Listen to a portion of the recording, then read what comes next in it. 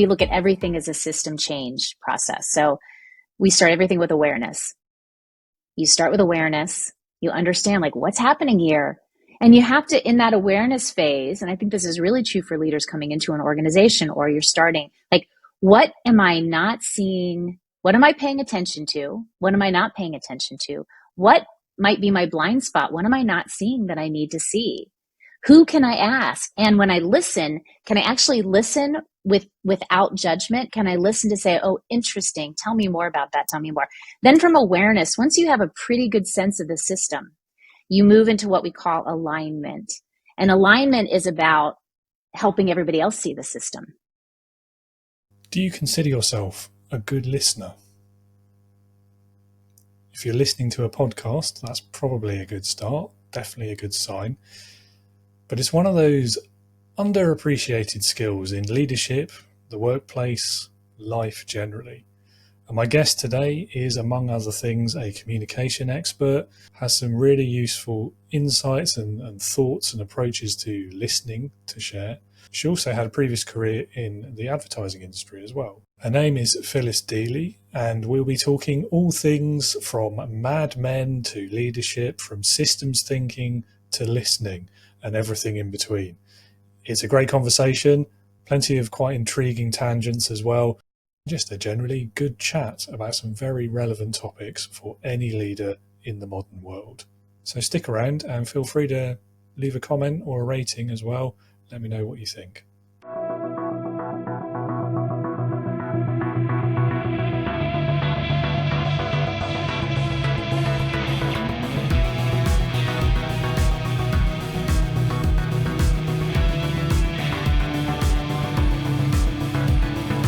Welcome to the Leading with Integrity podcast.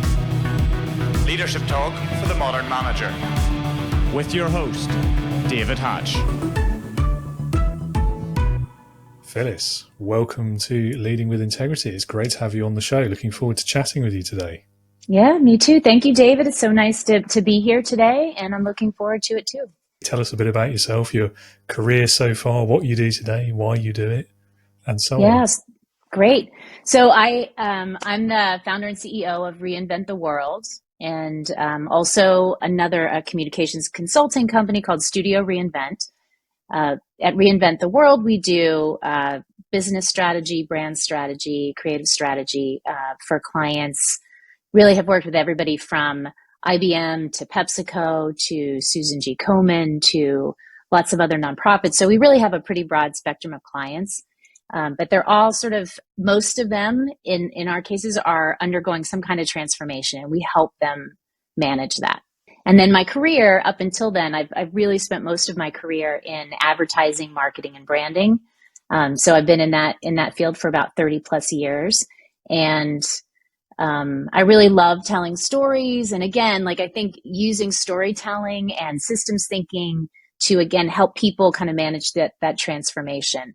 Right? People want to undergo a big change, want to shift something, and they often try to take a very mechanical view of if we just fix this piece or this piece or this piece, the whole thing is going to work. And so what we do at Reinvent the World and at Studio Reinvent is we bring a broader perspective to them and help them see the whole system so that they can actually shift the parts that need to be shifted in order to get to the outcomes that they want.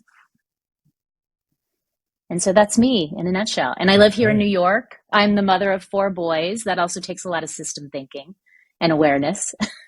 I can imagine. So whenever I meet anyone who spent any time in the advertising world, especially if they're from your part of the world, I have to ask, did Mad Men get it right? Or is it that's just how it is on TV? What's it really like to work in that industry? Okay. I loved Mad Men. It was so great. And and Mad Men happened it happened right at the point where I was getting pretty burned out on advertising.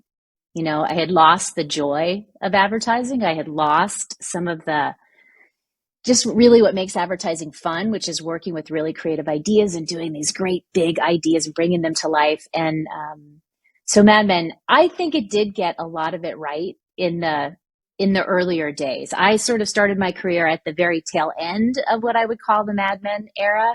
By the early 90s, that whole culture was starting to kind of peter out, right? And it was the emergence of the internet and digital advertising and all of that. So it got a lot less fun in terms of the Mad Men stuff. I caught the very, very tail end of the party part of that. But Mad Men really, it re-inspired me because it was about creative ideas and ambition and bringing that to life. And to see Don Draper in, of course, scripted, but in these rooms, connecting with those clients and lighting them up and helping them see what's possible for their brand. I think they got that 100% right, because when you have a meeting and you see the lights go on, there's just nothing like that in the world. To sell in a great creative idea is a thrill that I will continue to have. Fair enough. Yeah, thank you. So it was a bit of an off-the-cuff question, but yeah, I'm always curious.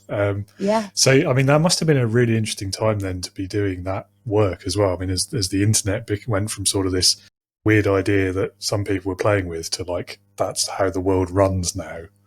I mean, what was that sort of transition like? Well, it's like starting a career that you think is one thing and then actually undergoing about 4 or 5 different pretty significant transformations. So, and I can sort of like lay that out for you just really quickly. When I started, it was all about big TV advertising, radio advertising, print advertising. I worked on the Sony account. We were millions and millions of dollars in these big mass media campaigns. And then the internet happened. And then suddenly everyone's like, what is this thing? Do we have to pay attention to it? And that started to create this whole other amount of noise, and people were looking in different places. They weren't all looking at mass media, right? So the internet happened, then blogging happened. Then about 2007, with the introduction of the iPhone and Twitter, the whole industry got disintermediated, right? Suddenly I could pick up my phone and create a commercial. I could create content. And when that happened, it really opened the floodgates. Then you had, of course, social media happened right after Twitter, right? Twitter, Facebook, Instagram completely transformed the way that we communicated. And then soon after that, we got into what's called programmatic, more digital search, all of that stuff. Like data became a really big part of advertising in a way that it never had been before. So imagine you're Mad Men and he's talking about how many impressions in the data and it would not have been as good of television because, that stuff just gets really wonky. And if you love it, you love it and it's critical. But I think, now we're in this next age, right? So disintermediation again with all of the AI tools. I can go to ChatGPT and I can put in, hey, this is what I want the brand to say. And ChatGPT will spit out a manifesto for me. It will spit out a brand strategy. So I think what's been amazing, one of the things that's helped me being in that industry is I've had to learn how to be very agile. I've had to flex and pivot and really stay on top of the media in a way that I think many other industries maybe didn't have to do as much as I did. So I'm grateful for all of the change, but it was a roller coaster for sure. It feels like there's a sequel there for Mad Men that needs to be made. Yeah. But, Mad Men, the AI edition. Yeah, maybe that could be. Yeah. Definitely. And secondly, I mean, speaking from a place of not much knowledge about this world and how you get that sort of stuff right, and certainly I don't consider myself that creative in at least in that kind of area. It feels like the more widespread and the easier it gets to access these sort of things. So whether that's from the internet or social media or whatever it might be, the more important it is to have that creative aspect and somebody who knows how to leverage the right strategy and do it properly, if you know what I mean. I mean, what do you think about that? I think, what do I think?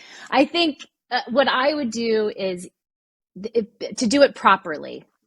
Yes, I think there are better ways to do it and not so good ways. But the truth is, when you're doing that kind of creative work and you're staying on top of the new technologies, really what you're doing is experimentation. And you can't be afraid to get it wrong.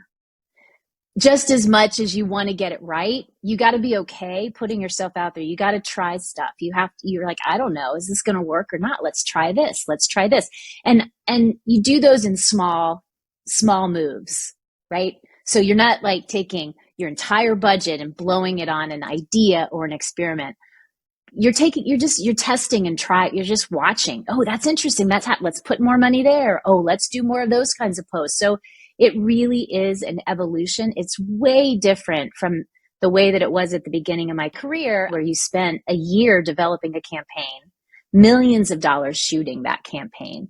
And then you put it on TV and you're like, fingers crossed, I hope that's going to actually do what we want it to do. Now, you still see people spending big money in the Super Bowl. I can't remember. I don't know what the cost of a Super Bowl ad is. I think I heard it was about $8 million for a 30-second or a minute. Yeah, it's a lot. So if you're a big company, you can make those kind of big moves. But even when you're making big moves, you have to really experiment. You can see some of the brands that were in the Super Bowl took some really big swings, because when you're thinking about landing information with people, it's got to be new. It's got to get their attention. You got to use humor. You got to sort of take some risks. So I think, for startups, for smaller companies, it's more about small moves and getting comfortable with, hey, that worked, that didn't work. Nobody's fault. We just learned from it. And now let's figure out what's next. Yeah, that's fair enough. Yeah, I mean, if you're going to spend 8 million on something, I guess you've got to be pretty confident you'll at least double that, right? Yeah, I think so. It's a mad amount of money, especially for 30 seconds. Right? No, thank you. No, that's not my budget. That's for sure. Yeah. Yeah, no, it's interesting though. So, I mean, let's talk a bit more then about systems awareness. I mean, you described it, I think, as a game changer for leaders, for organizations. Like, why is that? Yeah. And I mean, can you define it as well? Like, what do you mean by it? How does it work? All of that sort of stuff. Yeah. So, systems. So I first got introduced to systems thinking and systems awareness about 10 years ago. And it was a game changer for me, because it shifts the way that you're looking at the world. And we use the language of systems, right? You think weather systems, operating systems, traffic systems. We have all of this language, but when we think of business systems, we often think of like the hardware, the sort of tangible stuff. But in fact, every business is a system. It's an organization. It's an organism, right? Organization, same as organism, meaning that there are all of these different parts that are working together in order to produce an outcome. And you have different departments. That's one element of the system of your business. You have your brand system, which is your name, your logo, how people think about you. You have your values system. You have you might have different assets. All of this stuff sort of comes together. So when you start to see a business and business strategy as an interconnected system, you then understand that you can't just change one thing and expect that's going to be a silver bullet for shifting the entire system. So sometimes what will happen is that, the thing that I see most often is maybe you have the wrong person in the wrong seat. Maybe they are. Or maybe they're the right person in the right seat, but there's some other part of the system that is impacting their ability to get their job done. So if you're the CEO, you're like, we're going to, get rid of Jane, because once we get rid of Jane in the CMO spot, and you see this in CMOs across all companies, right? This is why they have such a short tenure. I think it's like down to 18 months or something. You think, they're just not the right person. We're just going to get a new person. Or this happens in advertising agencies. It's just not the right advertising agency. Let's just get a new agency. That's going to be the answer. But that's not typically the answer, because you're going to keep having the same issues, because you're missing some other connected part of that system that is going to inform and is going to support or be an obstacle to what you want to achieve. So this idea of systems awareness is a game changer, because it takes the lens from you go from here to here. You also understand that the system is complex.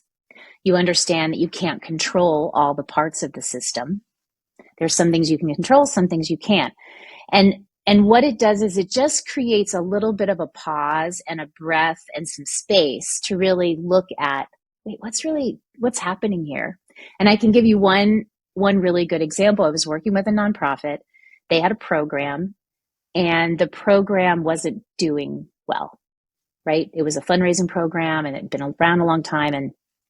And we mapped out the system. We said, what's happening here? What's going on? We actually put a bunch of paper on the wall, and we drew the system. We said, okay, here are the participants, and here's the organization, and here's the media partners, and here's all the stuff, what's happening. What we found when we drew that system out is that we found that the organization was way out here, away from the actual event. The event had been siloed, and the people in the organization were not actually actively taking part in the event. So what it meant was that in that system, they didn't really understand what was happening. And so one of the ways that we shifted that system is we said, we got to bring these two things together, this event that you're doing, and we got to get the people at the organization into the event and experiencing the event.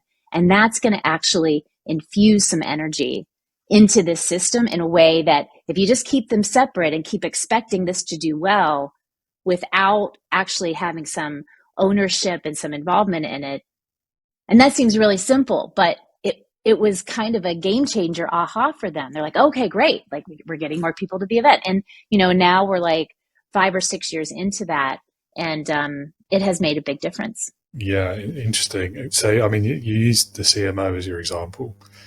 And it makes me think of maybe there's a parallel in leadership. And I've heard this story a few times now about the way CEOs, when they're replaced, they bring someone new in. We need new leadership. It's exactly the kind of thing you were just talking about, isn't it? Like, not understanding the problem, not seeing it in terms of the whole ecosystem, or whichever phrase you like.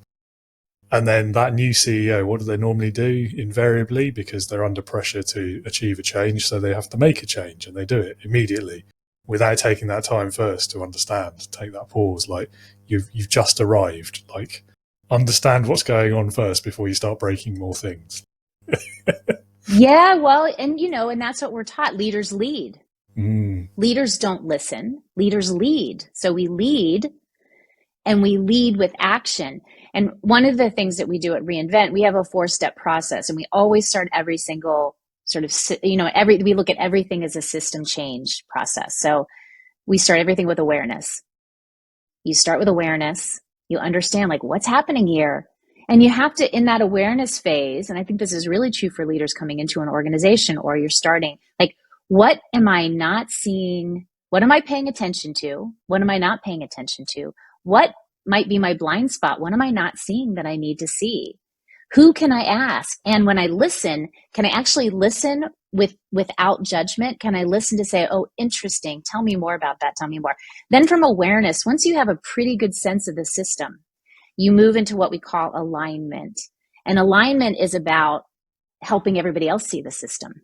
And then deciding, if this is the system that we're in right now, what do we want to shift to? If we think about our best possible future, what is that? And then how does the system have to shift to make that happen?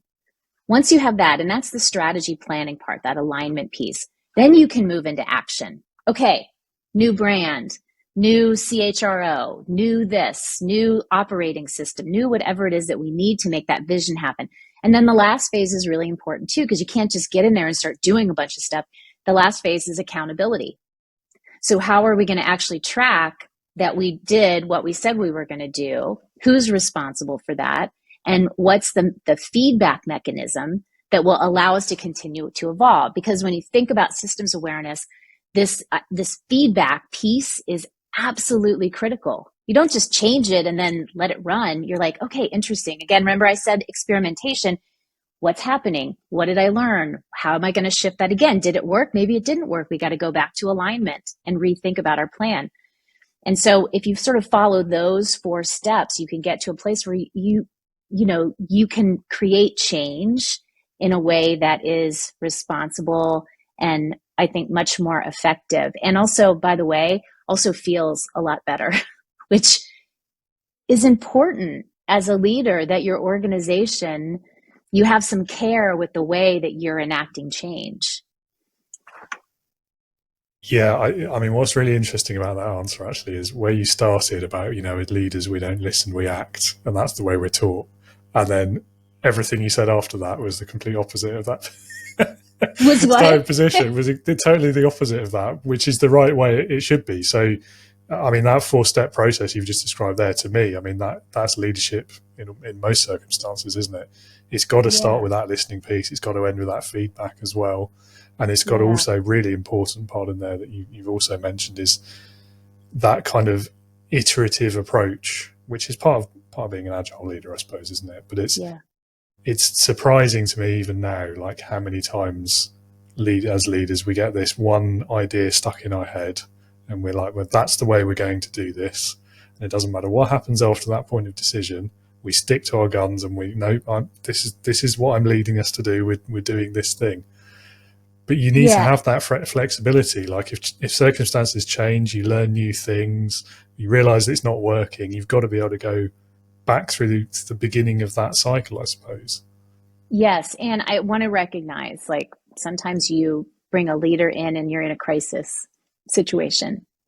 And that's a little different because then you do have to lead right away to stabilize, right? If you're in a crisis situation, you have to stabilize. But I always say, like, less is more. Like, what's the minimum that you can do to create a stable enough environment to address the immediate concern? And then you take the pause. But so it's, and you also, also recognizing you have board members and you have investors who are like, where are the sales? I want to see sales in 3 months. Part of that, again, is having confidence as a leader to say, I understand that you want this. If I could do that, I would do that. But guess what? Here's what it's going to actually take. You're going to get more respect and credibility out of being realistic and pushing back and having confidence about your leadership than just always being reactive to the voices in the room. Absolutely. I guess it depends on the crisis, doesn't it? And the nature of that and the causes behind it. But I think I don't disagree with you, but I do think there's always still room for that. Listen to what the people involved have to say. And that doesn't always come naturally if you're the leader in that situation, because you want to fix the problem. You feel like that's why you're there. That's your role in this. And that makes it really difficult sometimes to just ask people, like, what do you think's gone wrong here? What's the solution from your point of view? Like, yeah, and the other thing that's at play, and you can't not factor this in, is the physiology and the psychology of being in a crisis situation, which will put you and the organization into a fight or flight mode, right? So physiologically, you've gone from using your full brain to just your reptilian brain. You focused, and you can't make good leadership decisions with that kind of a lens. And so that's why, to your point, the pausing allows you to kind of clear some of that chemistry out, so you can actually see the bigger picture and the bigger system. Absolutely. Yeah. So, I mean, to add another wrinkle to that, I don't know, have you heard this? So there's fight and flight, which I think we've all heard of. We've all been taught that probably since we were kids. Apparently there's a third one as well, which is freeze. Yes. Yeah. So I'd only recently, like the last couple of years, heard of this. And then, so in that situation you've just described there, I mean, I can see myself in that situation. I would go the freeze route. I would tell myself, well, I need to take a pause and make sure I understand before I start messing with anything. But I can so see that turning into just frozen indecision, inaction.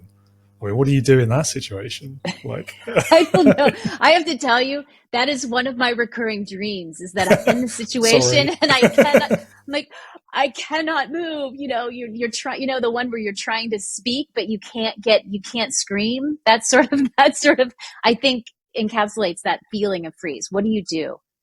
Well, eventually you will unfreeze.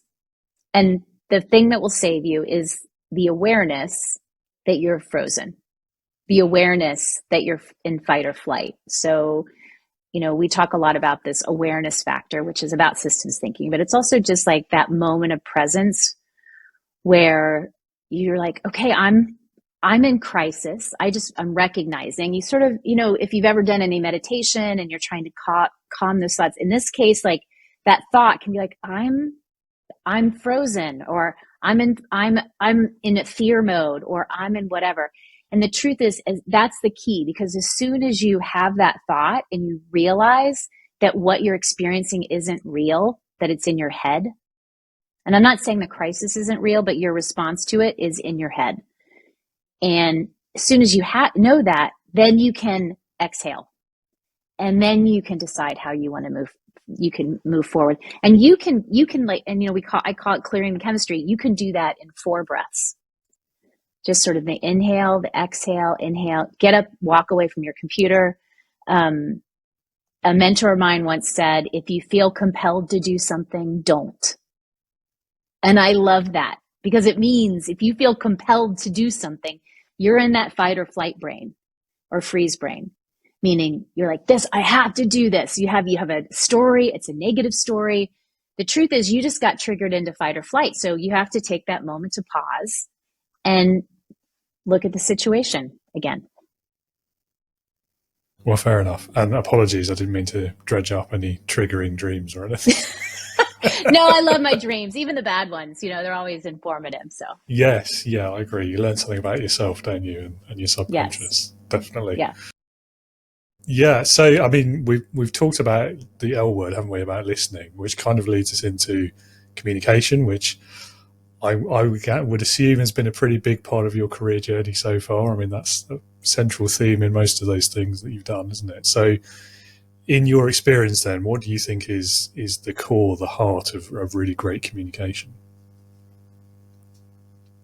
I think the core of really great communication is, there's so many things that I could answer, to be honest. I really do think listening is the lever, is the thing that helps make you a great communicator. And it doesn't, it's maybe not obvious, because you're like, well, you're not communicating, you're listening. But if you think about communication, the science of communication, and what's really happening, right? Understanding what's happening helps make you a better communicator. And understanding that listening is the reciprocal side of communicating, again, helps make you a really great communicator. So right now, I'm speaking and I am encoding. I'm encoding a bunch of words, stories, experiences, and I'm sending them across all the way across across the Atlantic to you, and you are decoding. You're decoding everything that I say, and you're putting that through. Everything I say is going through a lens of your own experiences, maybe the other guests you've had on your podcast and what they've said. Maybe you had a bad dream last night about listening. I don't know. And you're taking all that in and you're creating meaning, and then you're asking me a question, and then I'm the decoder, right? So we just go back and forth like this. But listening, that ability to truly be present, and I think of listening as a state of being. I don't actually like the term active listening, because active listening to me feels a little bit like acting, like, oh, okay, yeah. You were taught like, yes, head nod. I can be head nodding. Yeah. I can be head nodding with you right now and be thinking about, am I going to have curry tonight or pizza? Yeah. Right. So listening is a state of being. It's a receptive activity, meaning you're not you're just taking it in. And once you understand that, and you're not always just trying to figure out what you're going to say next, and you can really be a great listener, that shifts your ability to communicate. People want to tell you more. It's a quality that you give off when you're a great listener, which makes you a great communicator. Yes. Yeah. I agree with you about active listening. Like, I know what people mean when they're trying to say it. For me, I think what makes more sense is it's that idea of presence, really, isn't it? And I don't mean in terms of like projecting your personality, but like being present in the conversation, actually forcing yourself to listen, closing all the other windows, putting your phone on silent, whatever it is that you need to do. And it's always been a question, especially from a leadership angle as well. For me, it's always been a question of respect, and respecting the other person's time and their inputs, their thoughts, their opinions, and all of that.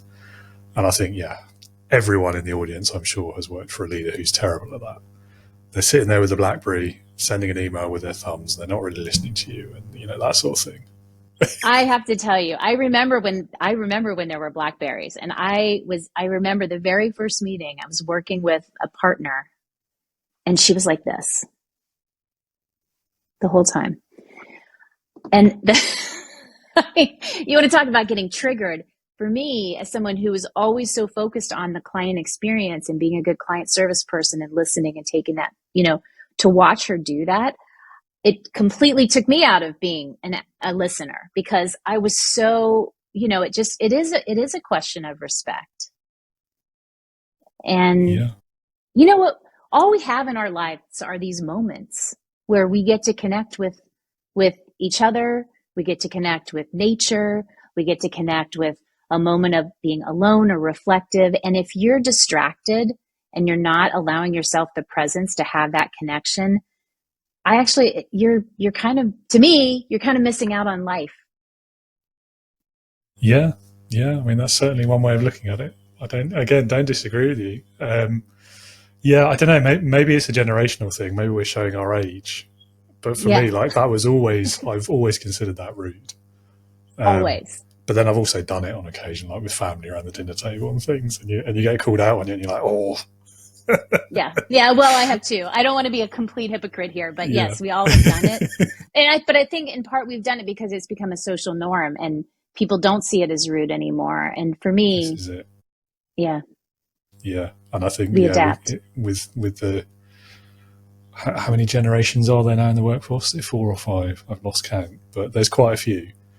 And I think for people like us who've had that certain perception as we've grown up and been in the workplace at various stages, and then what we consider rude or disrespectful or not the way of doing things, we've got to adjust that thinking, I think, because it's perfectly normal probably to people much younger than us. Absolutely. Yeah. I think I would struggle with that if I was leading people actively today. I think that would be a real challenge for me. Yeah. I mean, my entire team is trained on all of this idea of being present. And so so it has not been, I think part of it is about who you choose to bring on your team. And, if the fit is right, and if they're receptive to that kind of working in that way, like, it has not been as much of a challenge for me. I mean, but I know pretty quickly if it's not going to be a good fit. Yeah, I think you're right. That's the best way to go, isn't it? Yeah. So let's talk more about listening. You have 4 levels of listening, I believe. So what are they, and why do they matter? Well, okay. So the 4 levels of listening, it really comes out of the Presencing Institute. And this is when I first learned systems awareness, I learned about these 4 levels of listening. So that I've sort of adapted and modified them slightly to address kind of my client work. But let me take you through each one. And again, this is that level of awareness. Once you have awareness about the different levels, it's a game changer. So the first level of listening is called downloading. And I want to say this, all 4 levels, one is not bad. The others are good. These are just 4 levels. Okay. So, and they all sort of have their purpose. So level 1 is called downloading. Downloading is about finding common ground. And in many ways, you're confirming what you already know. So imagine that you're in a silo, one of those big grain silos, if you see on a farm, right? You're in the silo and there's no windows and you're just in the middle, and all the data from the world is coming in and you're processing it. You're decoding it in your brain. And what you're saying is like, yep, that's what I thought. That's my worldview. That just confirmed what I already believed to be true. And yes. And you're not really going any deeper than that. You're sort of quickly processing, discarding, confirming what you know. Now, where level 1 listening comes in handy is when you're looking for small talk or you want to create a connection. So we might say, oh, you have a dog, I have a dog. Wow, what kind of dog do you have? Like, suddenly we're creating that human connection. So downloading can be important for that, right? To create some sort of cursory level of connection. The next level of listening, again, imagine you're in your silo, that big grain, and you're in the middle, information's coming in, but you have a window and you can look outside of your worldview and some piece of information comes in and you're disconfirming, right? It doesn't actually add up to what you think. It doesn't align with your bias, whatever you think is true. So you notice that, like, oh, wait, that's interesting, but you know what? I'm still right. I'm right. And I'm going to tell you, David, why I'm right. And typically, if you're an expert, a consultant, if you're a doctor, a scientist, a lawyer, people who are just really grounded in their expertise, information comes in, you're like, well, let me tell you, 30 years, I can tell you why that's not a good decision for your brand. You're wrong. I'm right. So level 2 listening gets into debate. You're talking tough, right? And you're trying to convince the other person. Level 3 listening is called reflective listening. And for me, in the work that we do with clients, when we get into collaboration and creativity and building something together and that awareness phase, reflective listening is all about you're in your silo, but there's a door and you can walk out and you see a piece of information comes in that you might disagree with, but rather than saying, oh, you know what, let me convince you I'm right, my worldview's right, you say, oh, that's interesting. Tell me more. Why do you think that? I don't agree. I don't agree with you. That's not what my expertise is telling. But I want to know more about why you think that's important. And when you do that, you're getting to a deeper level of listening, and it's not fake. Like, oh, fine, tell me more. What is it? It's really, you really want to know. You get really, really curious, and what happens is that it can unlock some piece of information that you had a blind spot about, that you didn't know, that you couldn't see. And I'm going to talk about how to work between the levels. And after I tell you the fourth level is really interesting. There's no silo. There's no little dot inside there's no ego inside that. You and I are having a conversation. We're just co-creating. I'm like, yeah, David, what about this? And you're like, yes. And I think we could do that. And then this, and then this. So you're not worried about whose idea it is. You're not worried about where it's going. You're really tapping into that field of possibility. That level of listening is, imagine the best brainstorming session you've ever been in, right? Where the ideas are just flowing. And so once you understand these 4 levels, am I just confirming what I already think I know?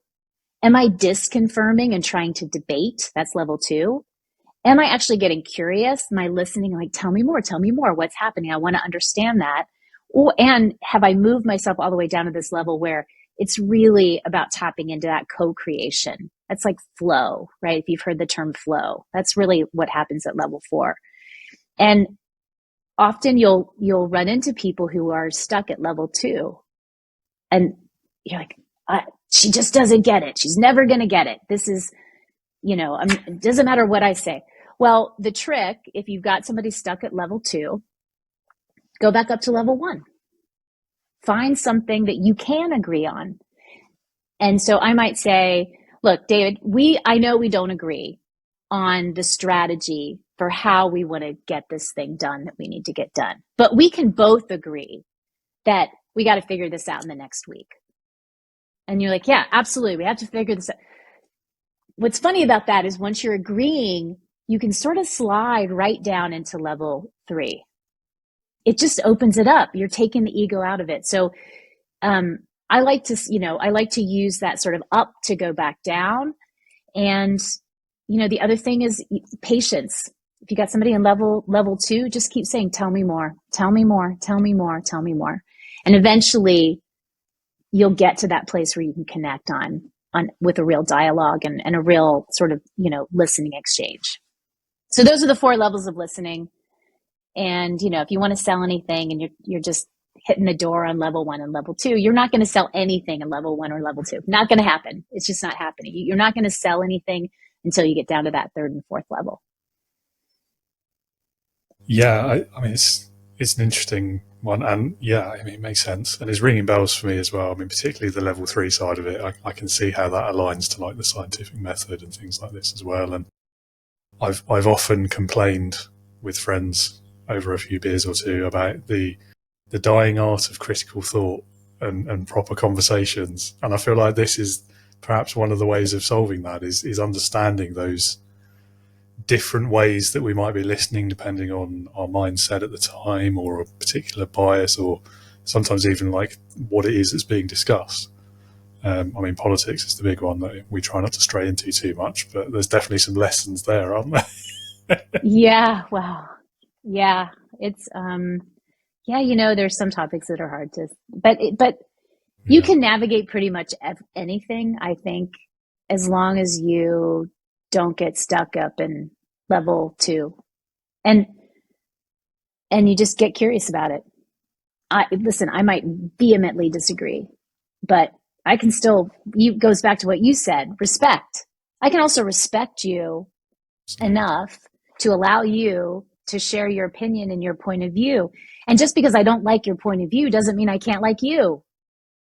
We commingle that. We make people about their points of view. And then when we don't like points of view, then we don't like those people.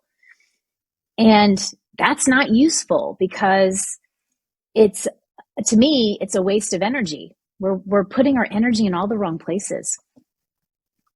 I agree. Yeah. And that's quite, yeah. I say this from a place of ignorance and not having really researched it very well, but I feel like that's quite a modern phenomenon. Because, like, I don't know, maybe that's coming from more of a hope place. Like, I hope it's a modern phenomenon, because otherwise, like, humanity wouldn't have survived this long, surely. Yeah. I don't know. Like, it can't always have been that way, but I don't know.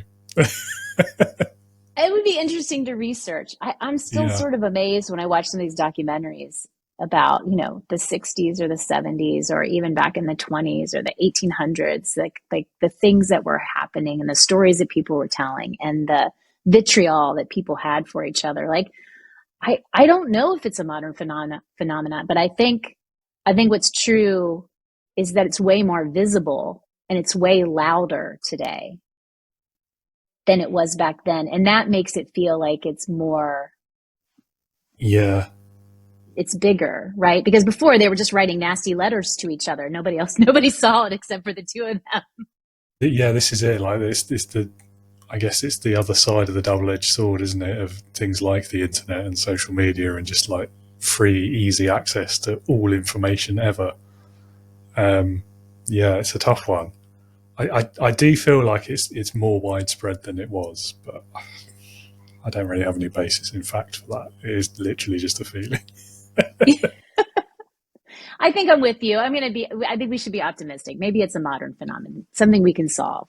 Maybe. Yeah, we'll figure it out. I mean, so the bit I think that's more of a modern issue is it's the bit about conflating disagreement with dislike. And because it always used to be, I mean, there's plenty of writings on this going back hundreds of years, really. I mean, there's that really well but misquoted thing about, I might disagree with what you say, but I'll defend to the death your right to say it. I mean, that whole mindset doesn't seem to exist anymore. I can't imagine a modern person saying that. Certainly not a modern politician. The politics, I think. Yeah. If there's any place where people could use some communication coaching, it's there. I had this one dream. I said this to my coach. I go, at some point, I would really like to be the communication coach. I'd like to train I'd like to train Congress and the executive branch, like because I think we have sort of lost our way, and at least in the United States, with how we talk to each other, how we respect each other, how we allow those kinds of that dialogue to happen. Going back to the levels of listening, level 2 is a really important level to have disagreement. I was moderating a workshop yesterday, and we started off, and somebody in the workshop at the beginning, we had a whole hour of discussion, and she said some stuff that was tough, but that the group needed to hear. And in doing that, and being vulnerable in that way, and being willing to have a different point of view, it was actually the moment, it was a day and a half workshop. It was the moment in the workshop that was the crack that blew the whole thing open in a good way, where suddenly everyone's like, yes, that's true. And we still want to do this, and we can come together. And so, I think as leaders, we can't be afraid to say the hard thing.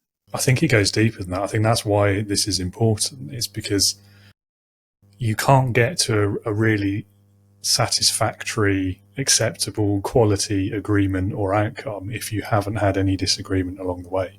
It is important to disagree because it makes everyone, even if they don't ever like come to that point of view, they've at least thought about a different point of view. They've thought about, well, what if I am wrong? You know, and that ends up usually meeting in the middle, doesn't it? Which ultimately ends up being the better outcome. Yeah. And I said to there were 3 of us from my team there, and I was like, okay, so if everybody really agrees the entire time, there's no disagreement, that's a bad outcome. Because we know that just means people aren't saying it.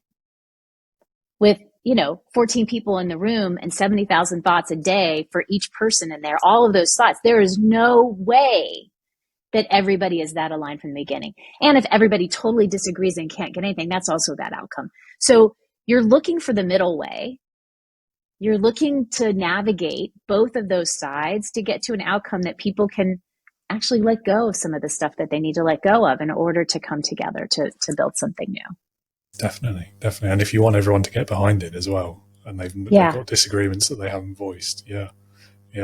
But also, like, even if it's not because of disagreements that they haven't voiced, what are the odds that everyone agrees first time on the right answer?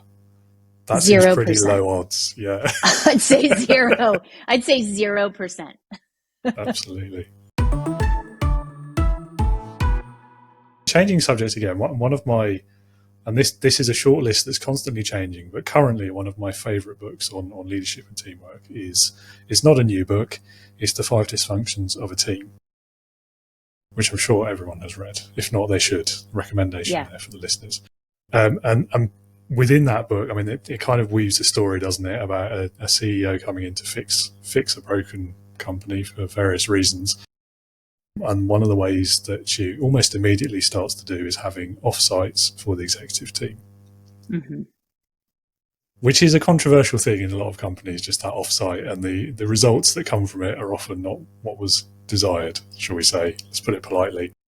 So why is that, do you think? Why do most of those sort of executive level offsites not really work, or at least not create that sort of change or action that they were intended to do? Yeah. So why do they not? I mean, I'll tell you what, there's nothing worse than a bad offsite. It's like, there's nothing worse than a bad offsite. I think the first reason a lot of the offsites don't work, and I'm going to, as a facilitator, I think not having an outside facilitator at one of those offsites is the first mistake, because you can't, as somebody inside the system, facilitate those kinds of conversations you can't leave your ego out of it. You can't leave your position out of it. You can't leave your point of view out of it. So if you're going to invest in an offsite, one of the first things that you should think about is bringing in an outside facilitator who can play that role, who can really integrate and make sure that the space is safe, make sure everybody's speaking up, make sure that you've got a program that will allow you to kind of get through that. So that's the first thing. The second thing, sometimes the second component, I'd say, of a good offsite is the space. So facilitator, the space, the place that you're actually having the offsite. I understand that budgets are tight. I understand not everybody can go, have a big conference room overlooking the ocean in Turks and Caicos. But if you're going to invest in the time, you want to make sure that the space that you're trying to create actually reflects the sort of change and the energy that you want to embed with the group, right? So if you're putting everybody around a conference room in a windowless hotel room, your outcome, as good as your facilitator might be, as good as your team might be, is also going to be impacted by that. But let's get to the third reason. I think a lot of these offsites, and really the biggest reason, those are ingredients: a great facilitator, a great space. The other reason that a lot of these offsites are not fulfilling or not sustainable is that they look for if we're going to do a project together, we start to say, okay, what do we want to do? What does, what does John want to do? What does Larry want to do? What does Barbara want to do? And we look for the overlap. And so we start from a place of compromise. If you just do that Venn diagram and you put all three of those, let's say we have 3 people in the offsite, 20. You do the Venn diagram of what everybody wants and everybody thinks. The part that's overlapping is about that big. And so if I'm only getting 5% of what I want in a strategic plan, the question is, how committed am I going to be? I only got 5% of what I want and 95% of what I didn't because my ideas didn't overlap with everybody else. You're not going to be very committed. And so I can get excited, I guess, about it, but I still didn't get the things that I wanted. So when you walk out of that room, you're not committed to making it happen. When we do strategic planning, we actually use a process that comes out of a crazy name. We sort of adapted it from this approach called dragon dreaming. It sounds really like totally weird, but I renamed Sounds it cool. because I'm a branding person. I renamed it collective ambition, which tends to go a lot better with more corporate type. But the idea here is that you build a dream that's big enough so that David, you can get 100% of what you want. I can get 100% of what I want. Marcy gets 100% of what she wants. Carrie gets 100% of what she wants. And then we create a big dream and we start from this bigger place of possibility. And we let anything go in that dream, anything. We're not trying to prioritize. We're not trying to make it smaller before we do that. We just get to a big dream. Everybody gets 100%. And then everybody gets what they want. Now, as you're building the big dream together, at some point you get so excited about that. And because you let me have 100%, I might say, that thing that I thought was so important, I like this thing better. I don't need that. And so you can start to then you can start to prioritize, but you're prioritizing from a bigger place instead of starting from a place of compromise. And it's that reframe and it's that shift that I think makes a big difference. And the other thing is, once you have that big dream, the other absolutely critical thing to do is to make sure that you understand what are the keys or the levers that are going to unlock that dream. If you can only do 4 things to make that happen, what are the 4 areas or work streams that you've got to get that are going to make that happen? And then give them really fun names. Don't say HR, say shiny, happy people, right? That's the name of that work stream. Don't say, get sales, say, win big, sexy deals. So you give these things an energy and a nomenclature that everybody can share and be excited about. And then you're just tracking that. And we run that through the exact same awareness, alignment, action, accountability. And that ensures that, we're tracking this year over year and we're saying, well, how far do we get? And I think that's what makes for a much more effective offsite. What I love about that, again, is the involving everyone in it, but actually, what is it you want to get out of this? What's your 100%? What does that look like?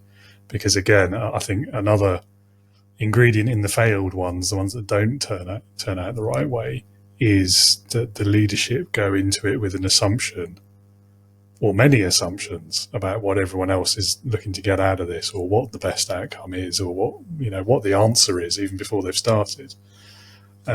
So yeah, I really love that process, that combats, I think, that one. It reminds me of some of the terrible ones I've been to as well.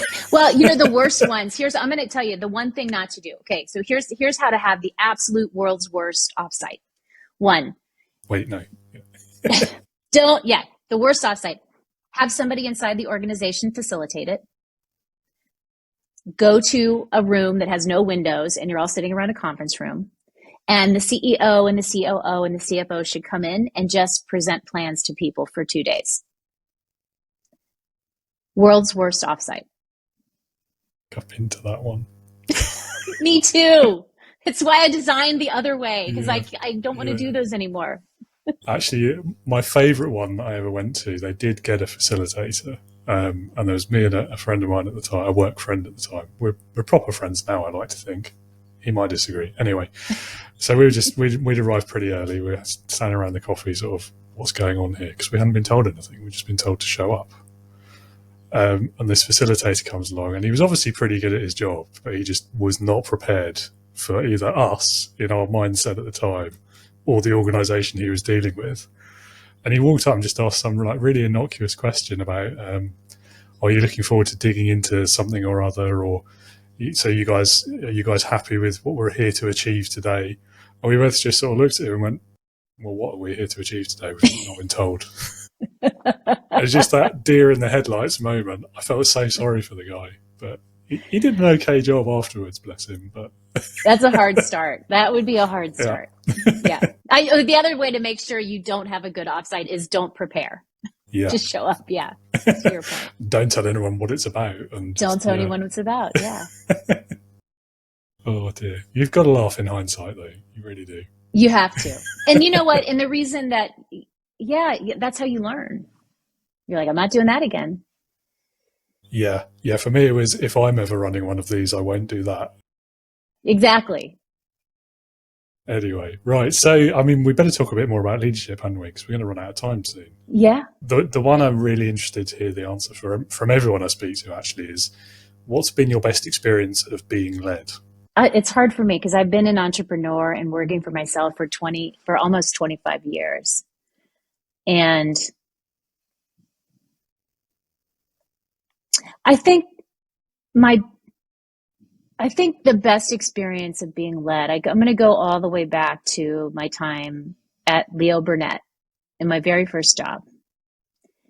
And it was a tough business. It was a little of the Mad Men kind of thing. It was tough. You don't want to make mistakes back then.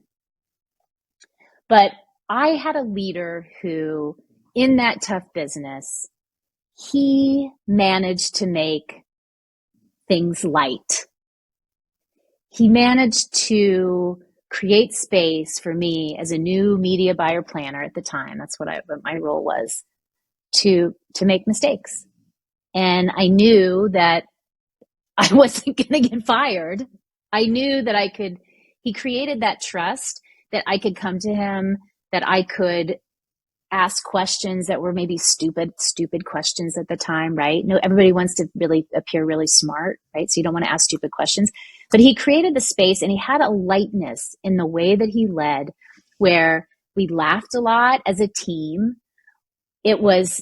The stakes were high, but the consequences were low. So that even though we were building media plans for millions of dollars, right? And print and insertion, and as a 23-year-old, 24-year-old at that time in my career, that's sort of a scary thing. It's like, I'm signing for a $1 million, blah, blah, blah, right? Like you want to get it right. But so I like this, the stakes were high, but the consequences were low. We had a place where we could make mistakes because that was really the only way we were going to learn. And I always remember the quality of his leadership. And it's so funny because I hadn't really thought about him until now, but I think that was it made a big impact on me in the way that I wanted to lead. That lightness of being, I think, is really important as a leader, so that, you're creating space for people to learn. Absolutely. Yeah, that's got to be the goal, I think, or one of the most important goals anyway for any leader. It's it's interesting to hear that it's one of the earliest leaders in your career as well, because I had very similar, like, probably if I was answering that question, it would be pretty much the first leader I encountered in the workplace. And I don't know if you found this, but all the ones I had after that didn't really measure up. And maybe that was a subconscious reason why I didn't get on with them as well. Yeah, maybe. Because I was like, you're not as good, are you? So you're not as good. I think he was one of the best. I'd have to go a little bit deeper. Also, he was a great role model, and he set the bar for me. Yeah. Which I guess is a definition of leadership, isn't it? One of the many, but yes. Yeah. Interesting. Well, thank you for sharing that story. Difficult question for you now. If you could start your career over again, would you do anything differently? Would I do anything differently? Well, besides you mean being a country music singer, which I think is what I probably should know. What I would do, I think if I could start my career again, I don't know that I would do anything differently in terms of the path that I took. Because in a weird way, the path that I took, which at the time looked disastrous, right? I quit my job at Leo Burnett. I went to Denver. I worked at a film production company, which became an internet company. Then I moved to New York with that internet company. Then I did more film. Like it was this very weird thing. And my friends were like, "You're ruining your resume," right? And I was like, "Yeah, I know, but it just feels like this is the right thing to do." And it turned into the right thing to do because I had all of these different experiences, and it was that sort of generalist thing that makes me, I think, really good as a facilitator and as a leader and a strategist. But the biggest thing that I would do would be I would have more confidence in myself if I could, right? I was pretty tentative early in my career, and I'm naturally an introvert. The social interaction stuff and like speaking up felt really hard to me early on because I didn't have that confidence that, I was enough. I had enough value. I was bringing enough value. There was a right way to do things, and there was a wrong way. And I was always worried I was going to be in the wrong. And, the thing that really opened that up for me is I did improvisational theater. I took classes and then I ended up performing. And that was kind of the tipping point for me that helped me say, oh, we're just up here. We're creating. Doesn't matter. I'm going to say something, then you're going to say something. I'm going to say something else. Like that really freed me up. But I think I wish I would have been a little bit more confident in my ability to contribute earlier on. It's a good answer. Yeah. And I think I say this every time actually, but I do feel like that answer is the one most people would give. Apart from like the really like wildly confident extroverts who've been like that since they were born, those sort of people. We don't begrudge them that, obviously. But no, we need them. I'm married to one. My partner is one. I love extroverts, but yeah. Yeah, no, I know what you mean, though. And that improv thing is interesting. For me, it's been podcasting, funnily enough, and starting my own business, because you have to get confident pretty quickly, otherwise it ain't going to work. Right. I think you might have already answered this one. I'm going to ask anyway, just in case. Biggest leadership lesson that you would take from your career so far? Here's my biggest leadership lesson. It's a very tactical one, and it was very painful. Being clear about expectations, and specifically being clear in the language of what's expected contractually. And, I'm a, as much as I am an introvert, I'm also a human connection person. So I meet you and I'm like, oh, this is going to be great. Like, I feel it. We got the vibe, and like, David's going to be great. And we're going to do this. And then, starting down the path of collaborating without clarity has been a very difficult lesson that, and I'd like to say I made it once, but I've made it multiple times because I get so enthusiastic about people, and it's not just what they're going to provide, it's what they expect me to provide. And I think that, clarity is absolutely critical. Clarity of communication, clarity of contracts, clarity of expectations and timelines, and really managing that and not putting, you can't just assume that you're on the same page. It really helps to write it down. And I think that's probably one of the biggest lessons that, frankly, it's taken me about 6 or 7 or 8, maybe even 10 times to learn. If I'm really, I wasn't a good student on that one, but I am now. It is a difficult lesson though, especially running your own business or freelancing or whichever, because it's easy to get overexcited, isn't it? Like, it's the idea. And that's what you're there to do. And you just, this is going to be great. And you go for it. Yeah. I get it. Yeah, I think we've all done it. But I would say to, somebody who's starting a business, don't, get clear. The faster you get clear, the better it's going to be for you and everybody else. Excellent. Well, I've only got one question left, really. And it's my favorite one. So you've got to answer it. You can't get away with it. It's called Leadership Heroes. Leadership Heroes. So if you had to pick one person, but it could be anyone you can think of, like alive, dead, past, present, real or fictitious, whatever. The only thing is it has to be someone that you think would perfectly embody leadership. So who is that person going to be for you and why? Yeah. I thought about this. I saw this question. I was like, oh, who am I going to choose? Is it Eleanor Roosevelt? Is it da-da-da? But, the person for me that comes up again and again that embodies leadership and a very specific kind of leadership is James Baldwin. The novelist, the poet, the activist. And what I think is so amazing about his leadership is the complete confidence and fearlessness with which he was able to convey his ideas at a time when those ideas were felt radical and unpopular, and he did it with such composure and confidence. And I just have like a tremendous respect for somebody who's able to lead with that level of authenticity and openness and confidence. So for me, I think I would say James Baldwin. Great choice. I don't think anyone's chosen him before. I could be wrong. I don't remember him being chosen before, so you might get bonus points as well. Okay. Yeah, great choice. And I love the reasoning as well. And every time he comes, I mean, if you just go to YouTube, pull up a James Baldwin, like an interview, any of the interviews that he did, and you are just mesmerized by the passion and the conviction and the confidence. And I so respect that. And in a period of history where he had quite a lot of competition in that as well. Feels weird calling it history, doesn't it? But yeah, it does. It is now. Yeah.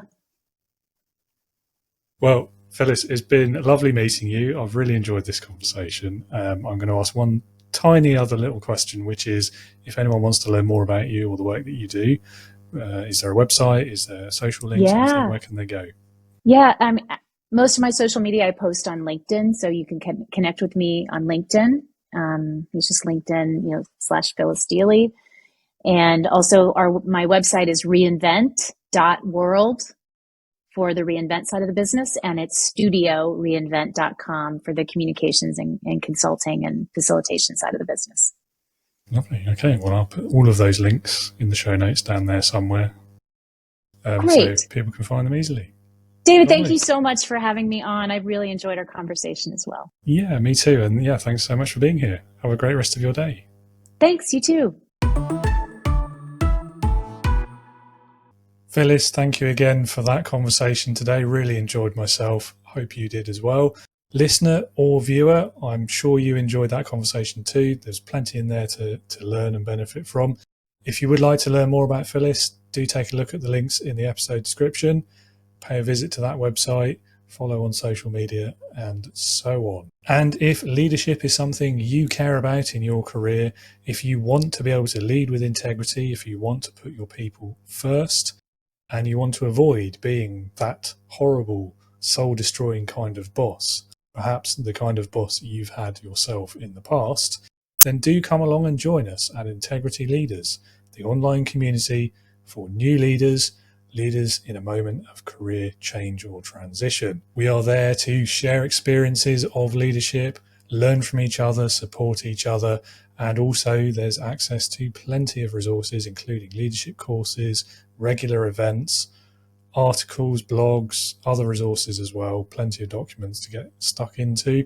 Not to mention early access to these podcast episodes as well. Get them a week before anyone else. Every leader's journey is different. If you're happy to go it alone, feel free to carry on doing that. You're always, of course, welcome to listen to these episodes.